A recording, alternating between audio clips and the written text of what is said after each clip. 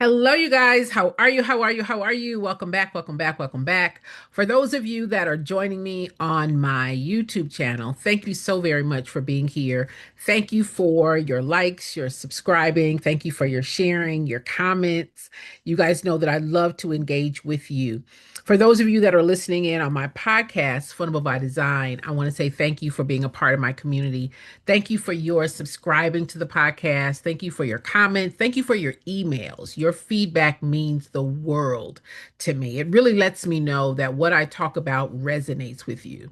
For those of you that are new to me, my name is Jennifer. I am a nonprofit expert, over 4 decades of experience helping organizations not just start their nonprofit organization, but really understand how their organizations are supported, how they are funded, how they grow, how they scale, how they build a legacy of consistency and longevity, right?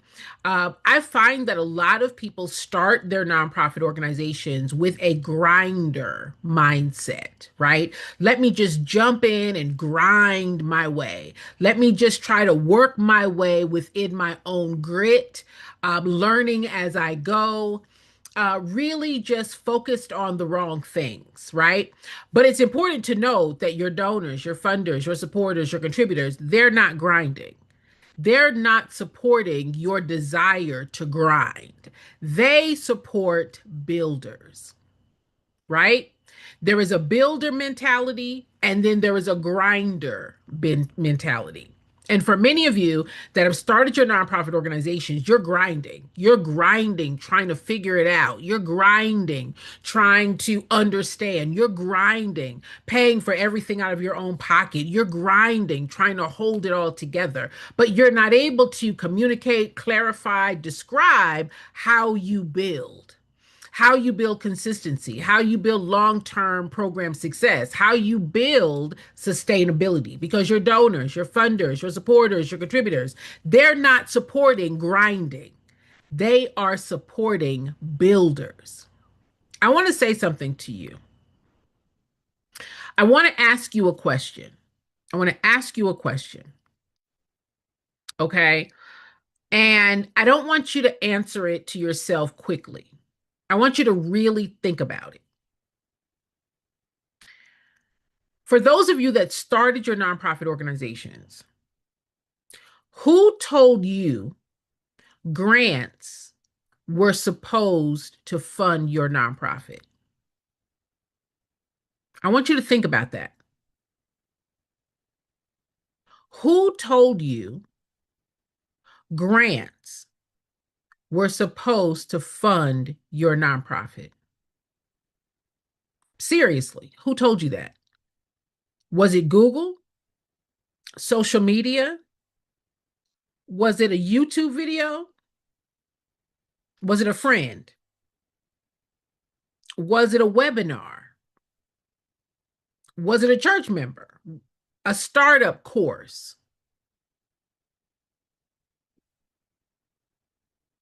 Because almost every nonprofit leader I talk to believes some version of the same thing. Once I get my 501c3, I'll apply for grants and get funding. And yet, years later, they're still struggling, still paying expenses personally, still chasing grants, still wondering why funding isn't happening. I want to talk about where that belief comes from. And more importantly, what you need to unlearn if you want to build a sustainable nonprofit organization.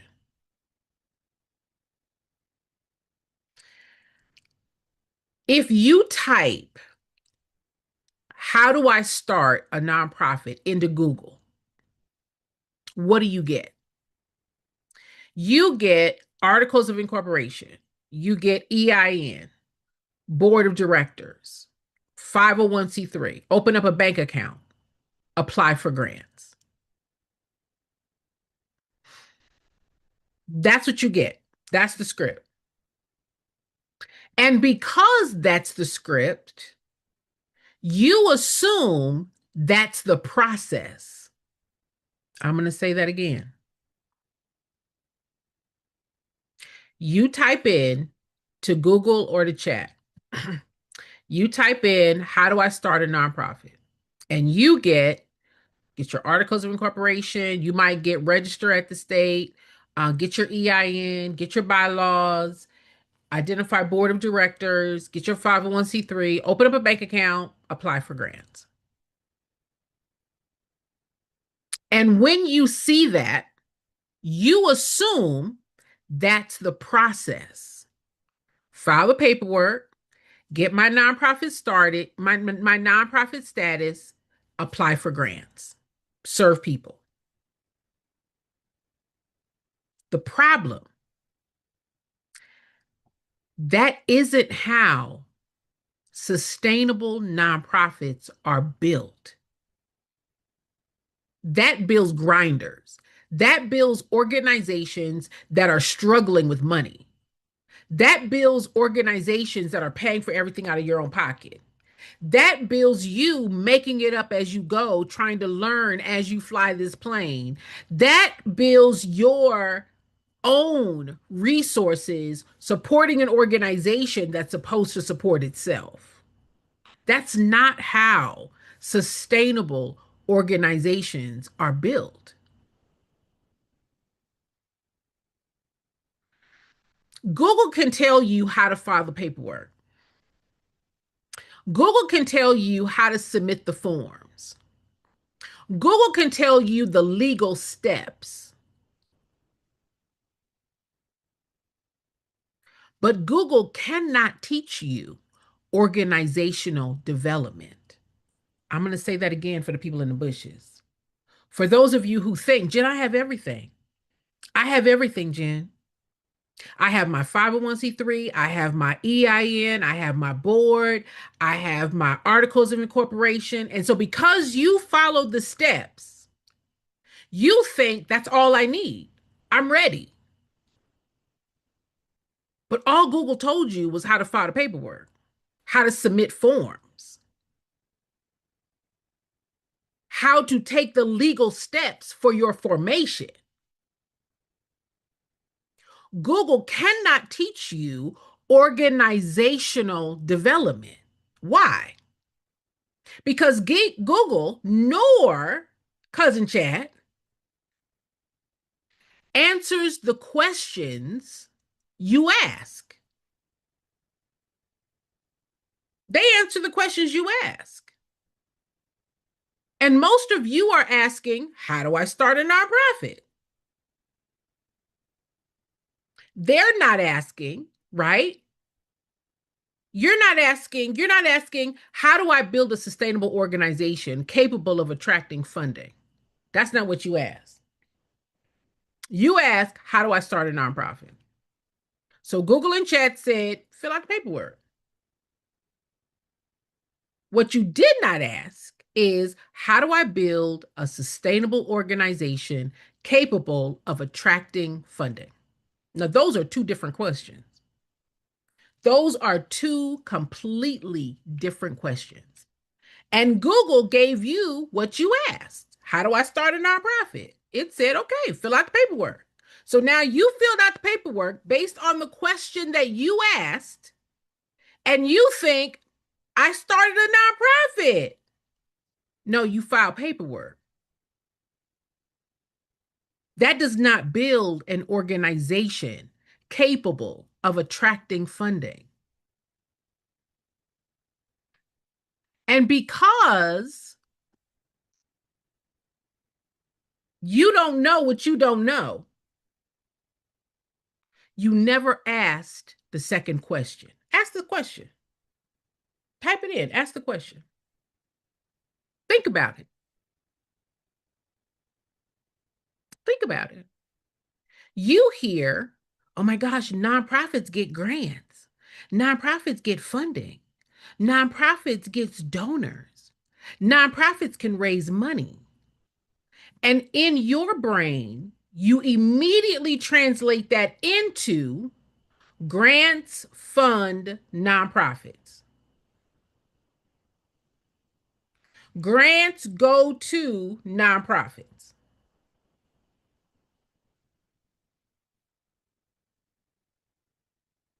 But that's not the same statement. You hear nonprofits get grants. You think grants fund nonprofits. I'm a nonprofit, I can get a grant. Grants fund nonprofits. But those are not the same thing. Jen, I'm a nonprofit, right? I can get a grant. Jen, I got a nonprofit. Should I sign up for grants.gov? Jen, I got a nonprofit. Can I get the funding? That's not the same thing. Many nonprofits receive grants. Not all nonprofits receive grants. I just need you to hear the truth. Many nonprofits receive grants. Not all nonprofits receive grants.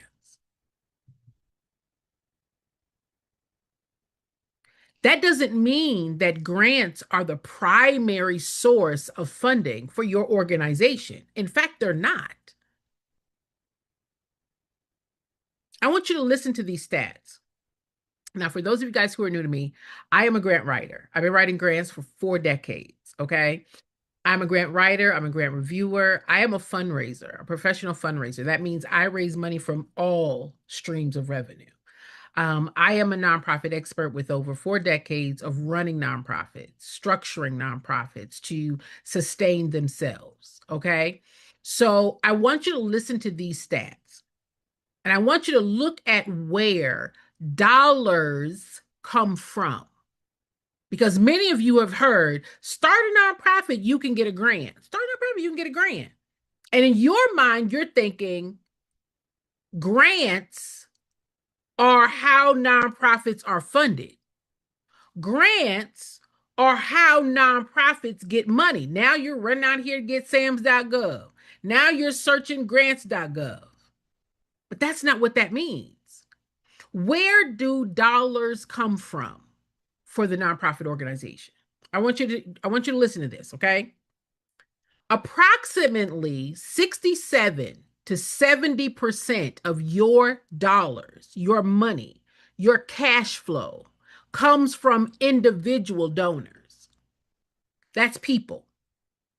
That's your regular donors, your monthly donors, your major donors, your annual donors. That's cash flow. About 19 to 20% are going to come from foundations. You're going to get about 5 to 7% from corporations. And you've also got events. You got partnerships and collaborations. You got program fees. You got products and services. You got in kind. You have 8 ways money comes into your organization. Everybody has 8. You have about 16, but everybody has 8. Grants represent less than 17% of your funding. And out of 1.8 million nonprofits, only 6% of organizations are going to get a grant. I just want you to let that sink in.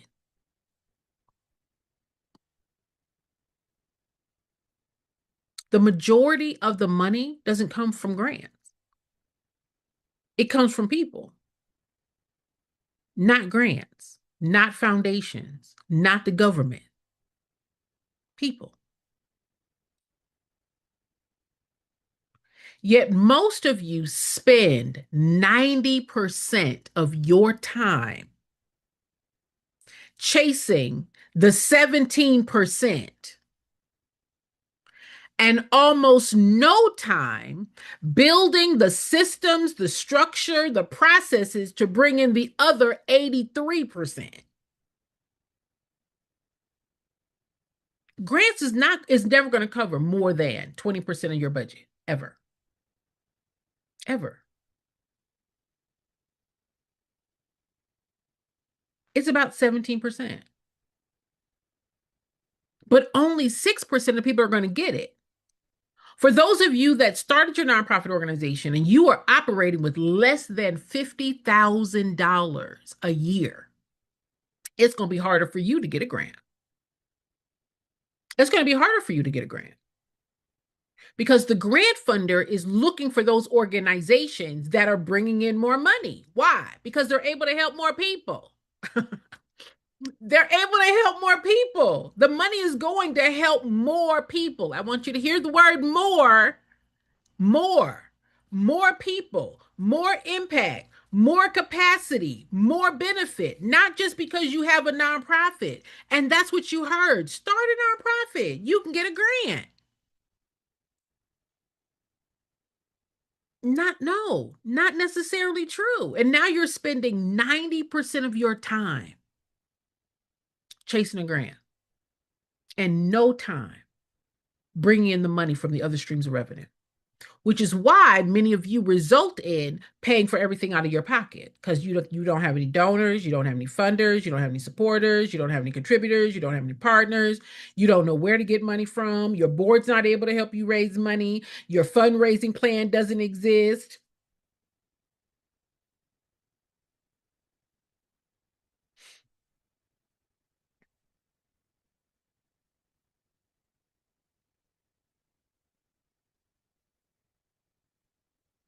And I'm going to tell you why.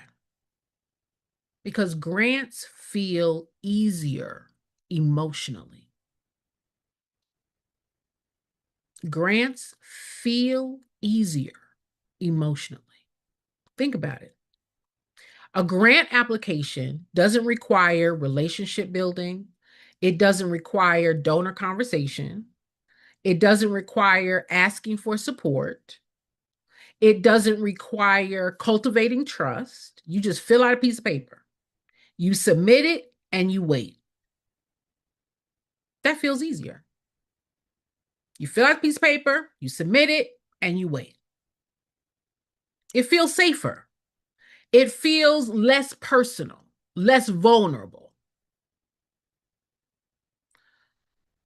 But fundraising was never supposed to be paperwork. It was never supposed to be. It's not paperwork, it's trust. People give to people that they trust. Fundraising is building relationship. But now let me tell you, I'm going to say something to you. I'm going to say something to you. And you might feel some kind of way about what I'm about to say. All right? I'm just letting you know right now.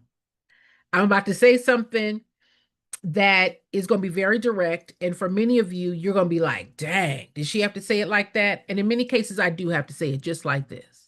All right? This is the truth. Many of you don't want a nonprofit organization. You don't. You do not want an organization that is able and equipped to support your community long term. You don't. You don't. You don't want to run the organization. You don't want to build a board. You don't want to talk to people. You don't want to be the face of the organization. You don't want to you don't want to strategize. You just want to do the program. That's all you want to do is the program. And you want somebody to give you grant money to do a program that you are passionate about. Because it makes you feel good. Come now. I'm telling the truth. You feel good. You feel good about doing this program. That's why you started it, because you feel good. And now you're doing it 1 year, 2 year, 3 year, 4 years more. And you're frustrated because you thought I could get a grant, I could get donors, I could get partners, I could get supporters to give me money to do a program that makes me feel good. But the donors, the funders, the supporters, the contributors, they're like, well, tell me how does it benefit the community? What's the impact of it? What's the need for it? How does it accomplish the mission? And that's where it becomes emotionally, Jen, I don't know what to say. Jen, I don't know how to respond. Jen, I don't like speaking in public. So now we go back to grants because now I don't have to talk to anybody. I could just write it out, submit it, and now I don't have to try to answer any questions. I don't have to fumble around because I don't really know how what they're asking or how to explain what they're asking. Let me just go back to grants.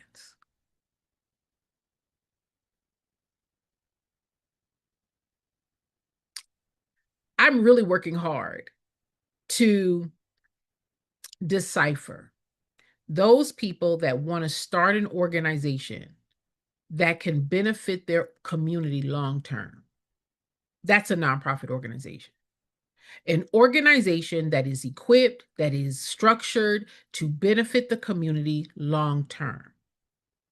Many of you are not thinking long term. You started your nonprofit organization so that you could get funding for a program that's important to you.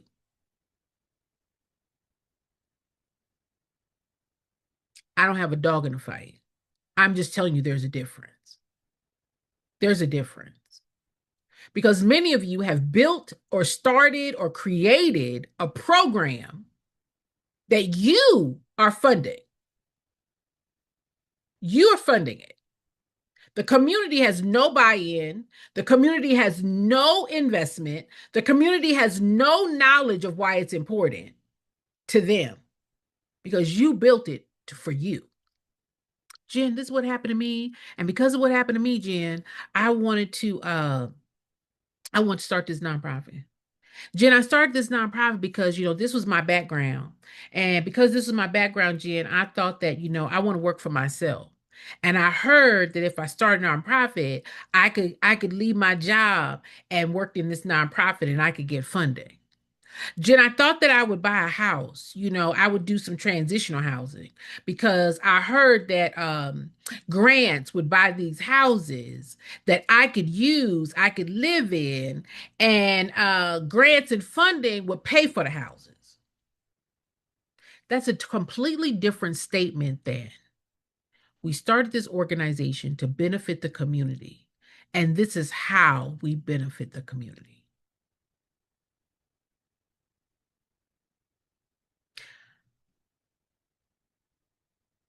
This is a very critical part.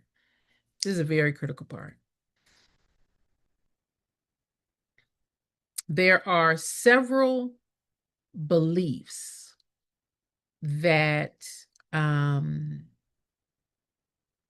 many of you have to unlearn. That's if you want a sustainable nonprofit organization, or one that's able to attract donors and funders. For some of you, you become very comfortable paying for everything out of your own pocket. You become very comfortable um, not being able to scale, not being able to increase your reach or to even impact more people. You've become very comfortable operating in a way that you can express why this organization should matter to your community. This is only a conversation for those of you that say, Jen, my program and the work that we do provides long-term benefit to the community. For those of you that are grinding, holding it yourself, you're the funder, you're the contributor, you're the one that runs the program, you're the one that, does everything. No, Jen, we don't have a budget. No, Jen, we don't have a board. No, Jen, we don't have financials. No, Jen, we don't have a fundraising plan. No, Jen, I've never run a nonprofit. No, Jen, I've never fundraised. No, Jen, I don't know what to do next. Jen, I know we're stuck, but I don't know how to get unstuck. There's some things that, for those of you, again, there's two groups that want an organization that attracts donors and funders. Donors and funders that see the value, understand where their investment is going, not just your passion that you for a program that you want to do. All right. So, belief number one that many of you, if you want a nonprofit that's sustainable, that you want to attract donors and funders. One of the things you're going to have to unlearn is that getting my 501c3 means I'm ready for funding. I got my 501c3, Jen. Should I register with grants.gov? Jen, I got my 501c3. I need a grant. Jen, I got my 501c3. Should I hire a grant writer? You got to unlearn that.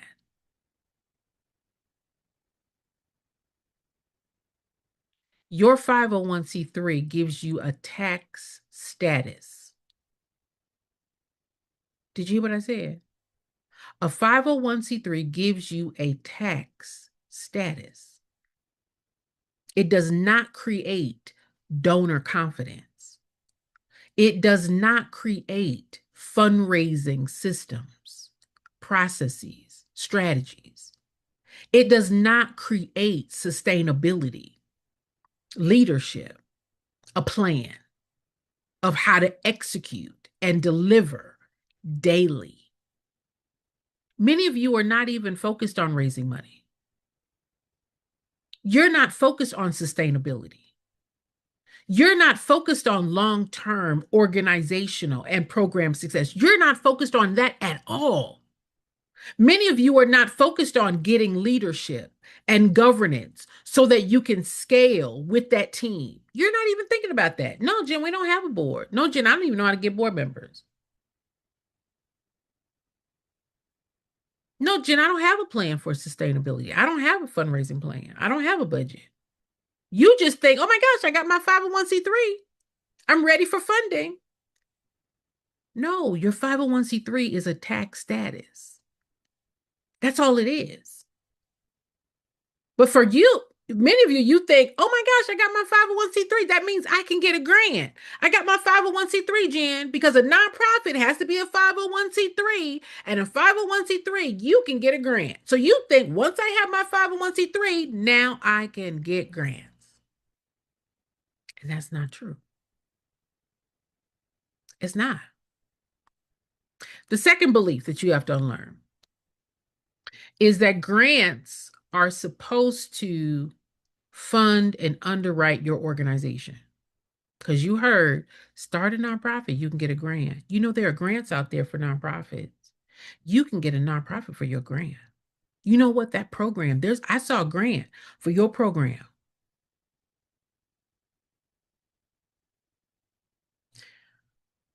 Grant supports organizations that already have funding.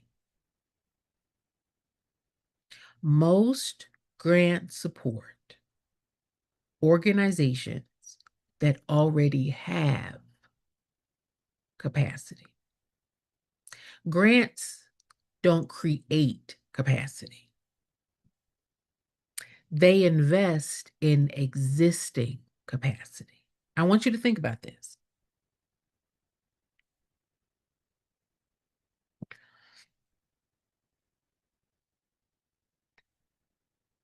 I want you to think about this. Everybody that submits the grant application, everyone that submits the grant application is a 501c3, has an organization and a program, needs the money. That's equal. Everybody is equal. Now, what is it that makes the difference? Because everybody's not going to get the grant, right? So who's going to get the grant? The grant is going to go to the organizations that have the budget, that have the financials, and have the other streams of revenue. Why? Because they can prove that their organization has the capacity to be sustainable long term. That's who gets the grant. Not because you have a 501c3, not because you have a program, and not because you have a nonprofit. If that's all it took, then everybody would get the grant, but everybody doesn't get the grant. And of the 1.8 million nonprofits, only 6% are getting the funding. Why is that? Because they have the plan, they have the strategy, they know how to generate revenue from other places, they have the organizational structure to be sustainable. They have the operating systems to diversify their funding streams and not just deliver a program that they're passionate about. Y'all gonna have to unlearn that. And you all are living it right now. Jen, I've been applying for grants, but we can't get a grant. Jen, I've been writing grants. Jen, I hired a grant writer and we haven't gotten a grant. We don't have a budget. We don't have financials. All we did, Jen, we did the 990. We did the 990 postcard that says what? We don't have any money. We have no capacity for long-term success. I'm paying for everything out of my pocket, Jen. No, we don't have a board. No, we don't have a fundraising plan. No, we don't have any systems to sustain this organization beyond their investment. That once we get that grant, we spend the money, we're back to we don't have any money. That's what it looks like. Belief number 3 that y'all are going to have to unlearn. If I'm helping people, funding will come. Because somebody said, just get your name out there. Just get your name out there. So you're out there passing out P&J sandwiches. You're out there handing out backpacks. You're out there, feeding the homeless. You're out there doing things that has nothing to do with your mission. Thinking if I just help people, if I just say I want to help people, then I can get funding. And while helping people is important, donors, funders, supporters, contributors, sponsors, they give their money to organizations they trust. That they trust that you know how to run the organization, that you know how to lead the organization for long-term impact, that you know how to scale the work to help more people. They trust your organization to be a long-term benefit, not just a piece of paper that says you're a 501c3. They invest in the confidence of your organization's ability, your capacity, your knowledge, your structure, your strategy, your systems for long-term sustainability. So which one do they fund? Do they fund the organization that has that, is able to demonstrate long-term success? Or do they give it to an organization that says, I don't know how to raise money. I don't have a funder. I don't have financials. I don't have a budget. I don't know how to communicate how our program benefits the community. We have a mission, but I don't really know how to say it. It's on the website. I don't really like talking to people. I don't like being in front of people. I don't have a board. I'm paying for everything out of my own pocket. How are they supposed to have confidence that on paper you're an organization, but in operation you're just a passion-filled program of activities? You don't even measure your program's success. You don't even evaluate. You just have a program. And you want them to trust you.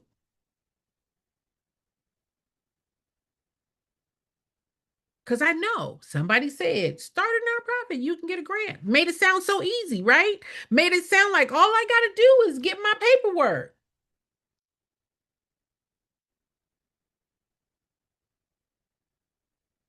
Belief number 4 that many of you are going to have to unlearn. You believe that fundraising means asking for money. You believe fundraising means asking for money. And that's not true. Fundraising means building relationships. Fundraising is the strategy, the understanding, the ability to build relationships. The money is a byproduct of trust. That's even so in the grant application. The grant application says, tell me a little bit about your organization. Show me why I should trust your organization with this grant money. They're not giving the money because you got a 501(c)(3).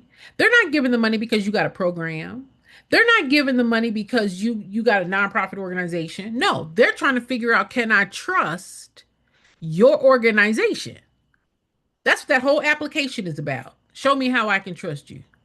Tell me what the need is. Tell me what your program is. Tell me how it's designed. Tell me what the goals, the objectives are. Tell me how much this program costs. Tell me how you evaluate the program. Tell me how you're going to sustain this.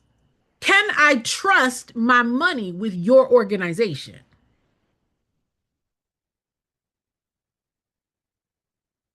But that's not what you heard. You heard start a nonprofit, you can get a grant. So you thought, oh, I can just be any old kind of not no knowledge. I can just jump out here, go fill out a piece of paper, don't know what that piece of paper said or committed me to. And that now that I got a program, I can get a grant because I got a piece of paper that says I'm a nonprofit organization. And honestly, that's not what that paper says. The paper says that you now are recognized as tax exempt. It does not say you started a nonprofit organization. That's not what it says. That's not what it says. The paperwork does not say that. The paperwork says that your organization is structured and knows how to raise money. That's what the paperwork says. The paperwork does not say you can now get a grant.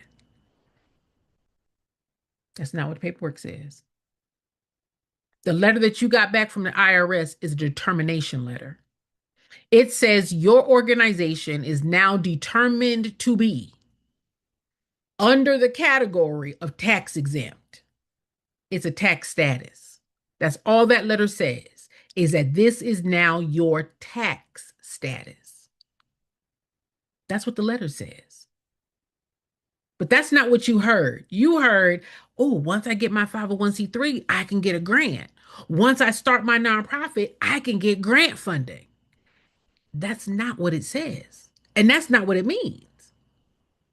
And many of you are going to have to unlearn that. Belief number 5. Many of you believe that the program is your nonprofit. Jen, I started my nonprofit to help single moms. I started my nonprofit, Jen, to feed the homeless. I started my nonprofit, Jen, to do an after-school program. I started my nonprofit, Jen, to have a transitional house. Jen, I started my nonprofit to give away school uniforms. I started my nonprofit, whatever your program is. You think that is the nonprofit. And that's not true. The program is what you do. The organization, which is something totally different, which is in fact what you started. You started an organization. That's before the program. But see, for many of you, because that's not you were taught, you heard program. So you launched the program first, but never set up the organization. The organization is first. The organization is what sustains what you do. The program is what you do. So what did you all do? You started doing the program, which is only an expense. You didn't put together the organization, which is what sustains what you do. And because you didn't put the organization together, now you are the sustainer of what you do. Your personal money out of your household expenses, you're paying for everything off your credit card, out of your savings. You got to get a job, and a part of your paycheck now goes to support this program. You are sustaining it, and the organization is not. You got a whole organization that's not raising money, that doesn't have donors, that doesn't have supporters, that doesn't have some contributors, that doesn't have a plan to raise money. Because you believed the program is the nonprofit organization. The program and the organization are not the same thing. You launch the program because that's what you do. We feed the homeless, Jen. We help single moms. We give away backpacks. We give away uniforms. We help people, Jen. That's what you do. That's an expense. Only an expense. It will never be more than an expense. It will never raise money. The organization is designed, is equipped, is structured to raise the money to sustain what you do. If the organization is not built first, you can't keep doing this work. Jen, we ran out of money. We had to stop doing our program. We didn't have any money for our program, Jen. We had to scale back our program, Jen, because we didn't have enough money to keep it going. Why didn't you have enough money to keep it going? We couldn't get a grant. But what about the other streams of revenue? We don't know how to raise money.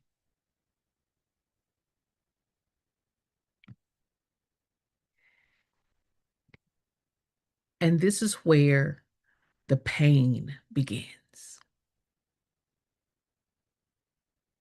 You launch the program,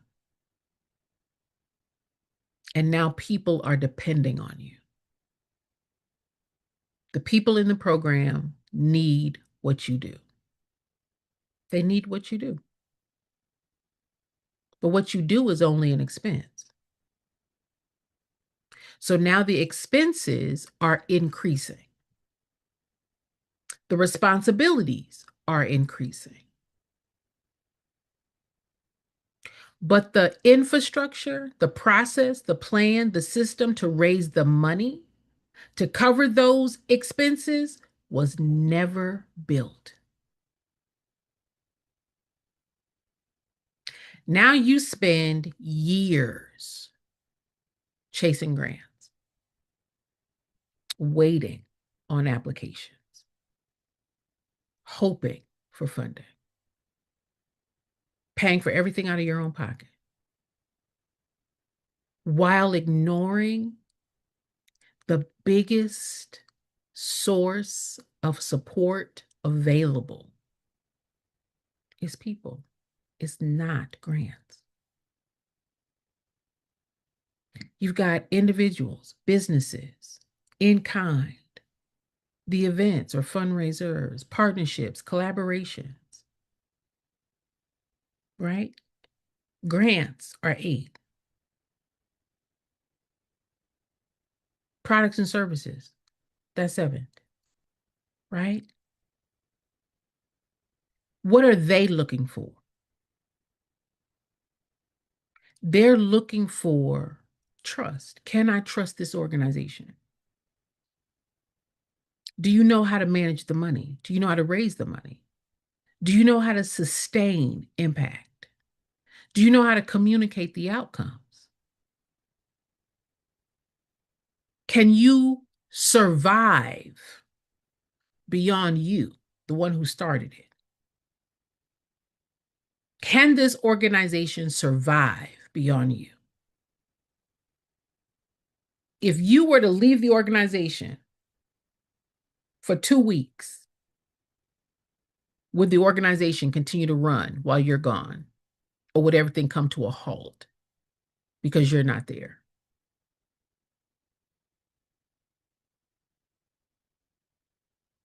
That's what they're looking for. They're looking for an organization that's not dependent on one person, because that's not sustainable. That's not strong. That doesn't attract their trust. That you have started an organization and you don't know how to run it. You don't know how to set it up. You don't know how to structure it. You don't know how to sustain it. You don't know how to build out the budget for it. You don't know how to train your board to help you lead it. How can they trust you? But see, that's not what you started it for, because you heard start a nonprofit, you can get a grant. You weren't even thinking long term. Not your fault, because that's not what Chad told you. Not your fault, because you didn't know what you didn't know. I'm just telling you why you're struggling. I'm just telling you why you don't have any money. And you should. You're supposed to.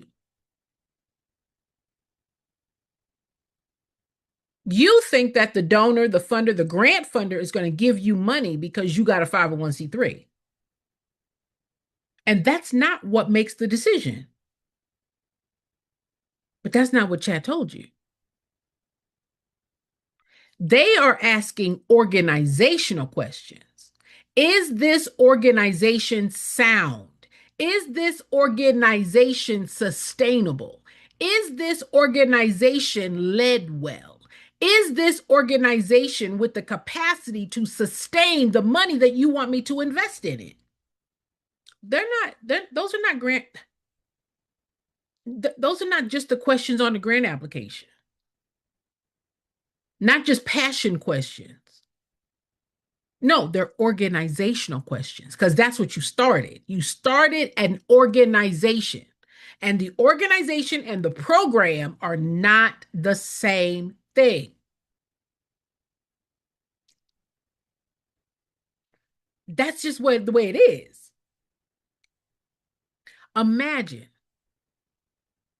if you learned from day one. Imagine if you had learned from day one, instead of asking, where do I find grants? How do I get donors? How do I find funding? Instead of asking that question, ask, how do I build donor confidence?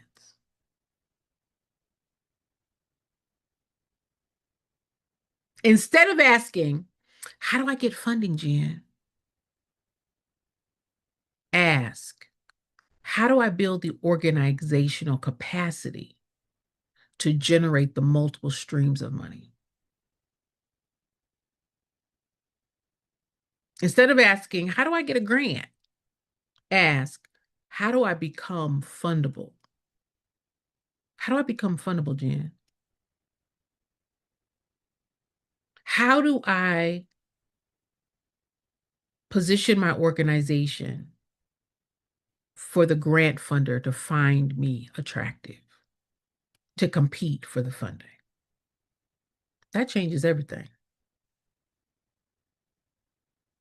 This is the $1 million truth. This is the $1 million truth. Most of you think you need grants. What you actually need is capacity. You need systems. You need governance. You need donor trust. You need fundraising infrastructure. You need knowledge. Because many of you are stuck and you don't know how to get unstuck. I don't know how to put together a fundraising plan, Jen. I don't know how to do the budget. I don't know how to fundraise. I don't know how to structure the organization. I don't know how to attract donors. I don't know how to articulate what we do. I don't know how to diversify our funding streams. All the I don't knows is what's got you stuck. And now you're online. How do I find grants? How do I find funding? How do I get board members? How do I? And you're wanting chat to tell you. You're wanting Google to tell you. And they're the ones that got you here. Because they can't teach you organizational development. They can't teach you that. They can give you a list of things that's not complete, but you're supposed to be bringing in revenue, money, every day. You got 8 streams of revenue. Why do you need 8 streams of revenue? Minimum. Because you have real consistent expenses. You have consistent, ongoing expenses. You got bank fees, you got the website, you've got fundraising fees, you've got programming services, you've got program outreach, you got gas, you got materials, you got supplies, you got space, you got ongoing expenses. And you never thought, how do I cover these expenses? You thought grant. I know, I'm waiting on a grant. And while you waiting, no money's coming in. You're paying for everything. You're paying for everything. Well, you're paying for everything. Why? Because your organization is not set up to bring in the other streams of revenue. I didn't know, Jen. I didn't know there were 8 streams of revenue. I didn't know I'm supposed to have money coming in every day. I didn't know I was supposed to have monthly, weekly, daily cash flow because I've got monthly, weekly, daily expenses. I didn't even factor that in, Jen. I didn't even know. I didn't expect that it was going to cost this much because you didn't know.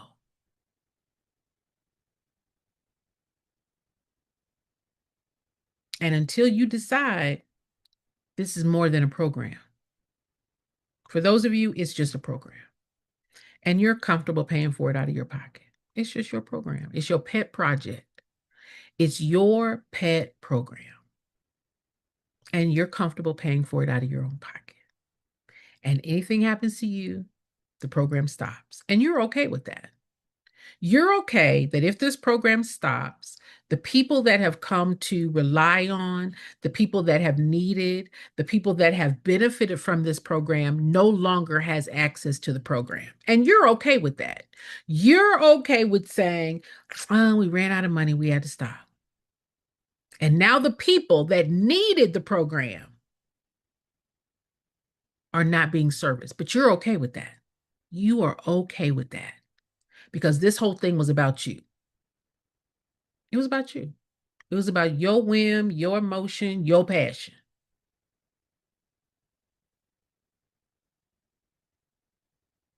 But for those of you that say, Jen, my organization meets a need, and I want our organization to meet that need on an ongoing, long-term basis. I want the legacy of our impact to go far beyond me. I want to be able to scale our program, Jen. I want to be able to duplicate our program in other places because our program is really powerful and really beneficial. I want Jen to grow a team and the capacity so that we can serve and help more people.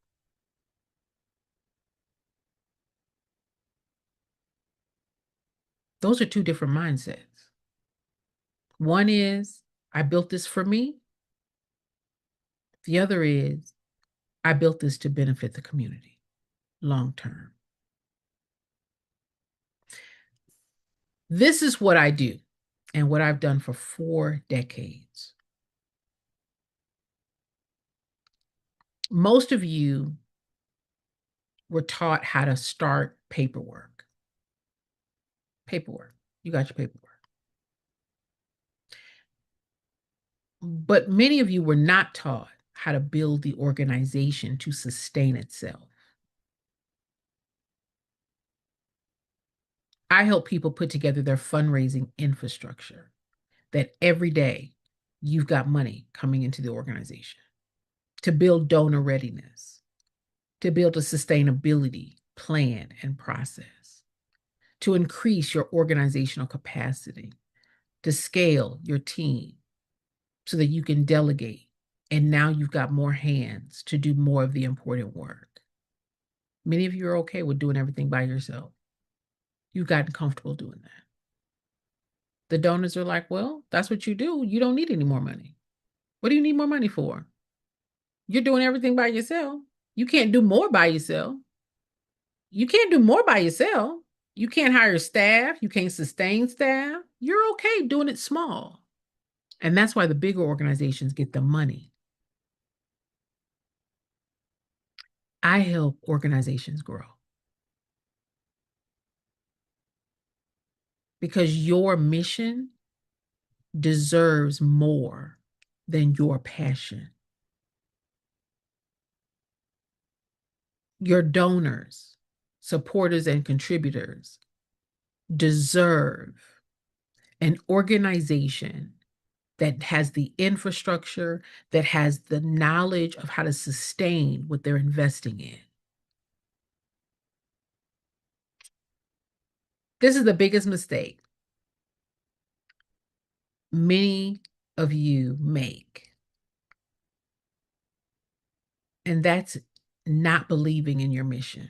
Many of you don't believe in your mission.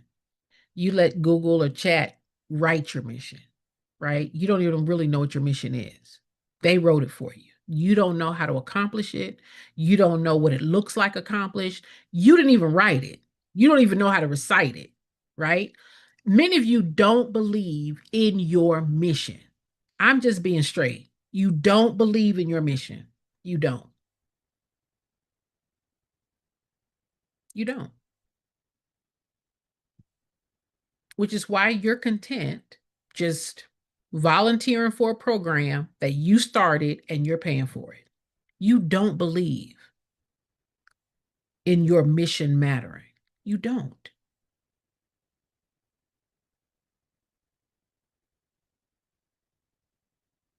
Another mistake is that you believe that grants are supposed to build your organization.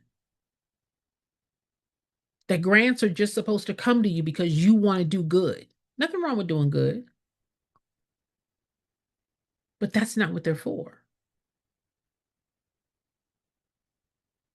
The truth is, the organization comes first. And until the organization is strong enough to carry the mission of that program,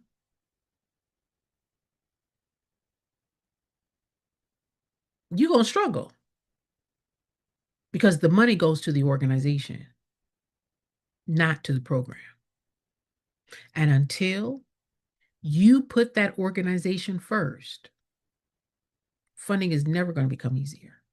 Money is not your problem. Money is not your problem.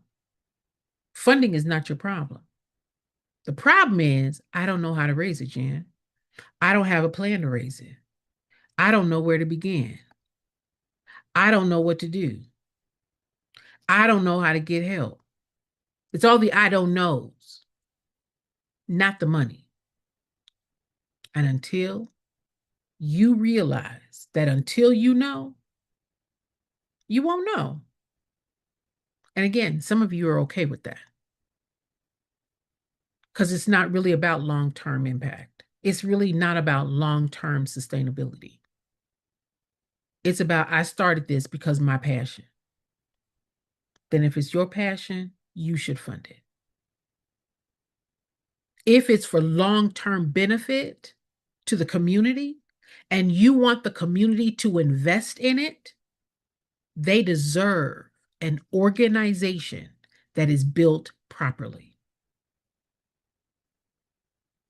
that can respond with how they benefit the community, how and why the funding comes into the organization scales and increases the impact to the community. Not, this is my passion, this is what I want to do. That's what separates the wheat from the tare, people. All right? Listen, I want to say thank you for listening in. Thank you for those of you that follow. Thank you for those of you that that engage with this content. I just wanted to keep it a buck with you today. Okay? Because you all get in my inbox, y'all email me, and I can't take it. I can't. I can't take it. Particularly if you're not interested in putting the organization first. If that is not your focus, if that is not your priority, then don't be surprised if you don't get funding. Okay? You want to grind? Grind with your own money. The donors, the funders, the supporters, they want organizations that are built properly with the right infrastructure, with the governance, with the strategy, with the systems that ensure and oversee that their investment is well watched over. I am Jennifer, your nonprofit expert.